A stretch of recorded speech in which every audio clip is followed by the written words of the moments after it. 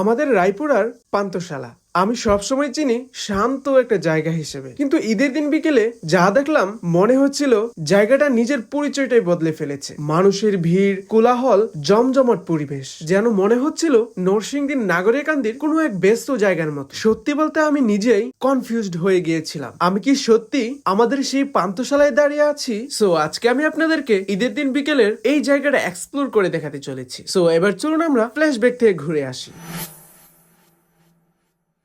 তো হে আসসালামু আলাইকুম, ঈদ মুবারক। কি অবস্থা সবার? আশা করছি ভালো আছেন। আপনাদের দোয়ায় আমিও খুব বেশি ভালো আছি। প্রতিবারের মতো ঈদ শেষে আমরা বিকেলে বের হই ঘোরাঘুরির জন্য। তো প্রথমে আমাদের উদ্দেশ্য ছিল মুর্শিদাবাদ এবং রংপুরের রাস্তা ধরে হেঁটে হেঁটে যাব। সো তাই আমরা হেঁটে হেঁটে প্রায় রংপুরে চলে আসলাম। সত্যি বলতে আমরা একটা রিল্যাক্স জায়গা খুঁজছিলাম, যেখানে কিছুটা বাতাস থাকবে, মানুষের হয় হুল্লোড় থাকবে না, সেখানে আমরা ভিডিও এবং ছবি তুলতাম। কিন্তু সেটা আর পেলাম কই। ওয়েদারটাও তেমন ভালো ছিল না, আর এদিক দিয়ে আমরা রংপুর পর্যন্ত এসে রাস্তাটাও শেষ করে ফেললাম। এখন এই জায়গা থেকে আমরা ছুটি পান্থশালার উদ্দেশ্যে, কিন্তু পান্থশালায় এসে যা অবস্থা দেখি সেটার জন্য আমরা মোটেও প্রস্তুত ছিলাম না। এত পরিমাণ মানুষ ছিল, যেটা আমি এই পান্থশালায় জীবনে প্রথমে দেখছি। তখনই প্রতি মুহূর্তে আমার মনে হচ্ছিল আমরা বোধহয় নরসিংদীর নাগরিকান্দি চলে আসছি। আর এই পান্থশালা জায়গাটা হচ্ছে নরসিংদী জেলার রায়পুরা উপজেলার মধ্যে পড়েছে, যেটাকে আমরা বলে থাকি পান্থশালা ঘাট। আর আরেকটা বিষয় আমি খুব ধারণা করছিলাম, মেবি একটা সময় গিয়ে এই পান্থশালা জায়গাটি অনেক বেশি পপুলার হয়ে উঠবে, কারণ